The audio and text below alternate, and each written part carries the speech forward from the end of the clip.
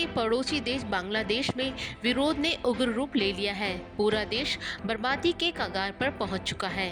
आरक्षण को लेकर शुरू हुए बवाल ने प्रधानमंत्री शेख हसीना से उनकी कुर्सी छीन ली। वहीं अब बांग्लादेश के चीफ जस्टिस उबैदुल हसन ने अपना पद छोड़ दिया है। अंतिम सरकार के गठन के बाद छात्र संगठन और प्रदर्शनकारियों ने सुप्रीम कोर्ट के सामने इकट्ठा होकर मुख्य न्यायाधीश उबैदुल हसन से उनके इस्तीफे की मांग की थी और ऐसा नहीं करने पर जजों के आवास पर घेराव करने की चेतावनी दी थी। इसके बाद हसन ने पद छोड़ने का ऐलान कर दिया।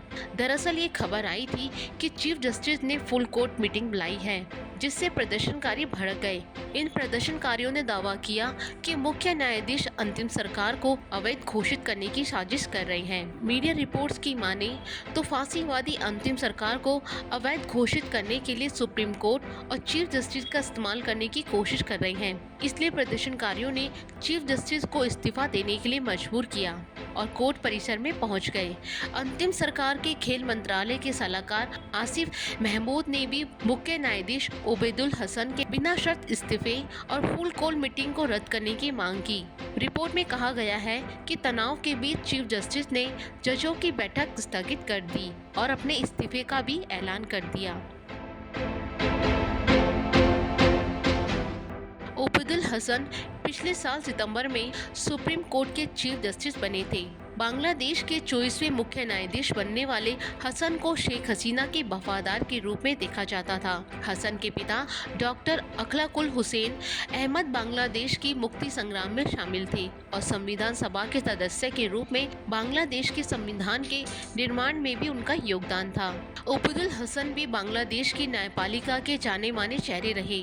1986 को जिला न्यायालय के एक वकील के रूप में करियर शुरू किया था और तेजी से तरक्की की सीढ़ी चढ़े थे। बांग्लादेश में विरोध प्रदर्शन के बाद देश में रहने वाले हिंदुओं पर आरक्षण के बहाने लगातार हमले किए जा रहे हैं। इन हमलों में बड़ी संख्या में हिंदुओं की मौत भी हो गई है। उनकी संपत्तियों को नष्ट कर दिया गया है और घर चला दिए गए। इतना ही नहीं, प्रदर्शनकारी हिंदू महिलाओं को उनके घरों से उठा रहे हैं और उनके साथ गैंग रेप करके हत्या कर दी जा रही है। हिंदुओं के व्यापारिक प्रतिष्ठानों को लूटा जा रहा है, साथ ही मंदिरों को जलाया जा रहा है। हिंसा के शिकार और भयभीत हजारों बांग्लादेशी हिंदू पड़ोसी देश भारत में प्रवेश के लिए सीमा पर पहुंचे हुए हैं, जिन्हें समझा बुझाकर वापस किया जा रहा है। वहीं इन घटनाओं के विरोध में हिंदुओं ने ढाका में प्रदर्शन किया। बांग्लादेशी हिंदू जागरण मंच ने राजधानी ढाका के शाहबाग में हिंसा के खिलाफ आवाज उठाई। आयोजकों ने कहा, दिनाजपुर में 4 हिंदुओं के गांव जला दिए गए, जिसके कारण कई हिंदू बेसहारा हो गए। मजबूरी में उन्हें सीमावर्ती इलाकों में शरण लेनी पड़ रही है। रैली में हिंदुओं ने कहा, हम इसी देश में पैदा हुए, यहाँ के हिंदू देश नहीं छोड़ेंगे। ये हमारी पूर्वजों की जन्मभूमि भी है। प्रदर्शन के दौरान हिंदू संगठन ने कुछ मांगे भी रखी। इसमें अल्पसंख्यक मंत्रालय की स्थापना, संरक्षण आयोग का गठन, हमले रोकने के लिए सख्त कानून और अल्पसंख्यकों के लिए 10% संसदीय सीटों का आवंटन की मांग की गई। वहीं बांग्लादेश में बढ़ते हिंदुओं पर हमलों को लेकर भारत के केंद्रीय गृह मंत्री अमित शाह के निर्देशन पर एक कमेटी का गठन किया गया है। ये कमेटी बांग्लादेश में हिंदुओं समेत अन्य अल्पसंख्यकों पर हो रहे अत्याचार और मौजूदा हालात का जायजा लेगी।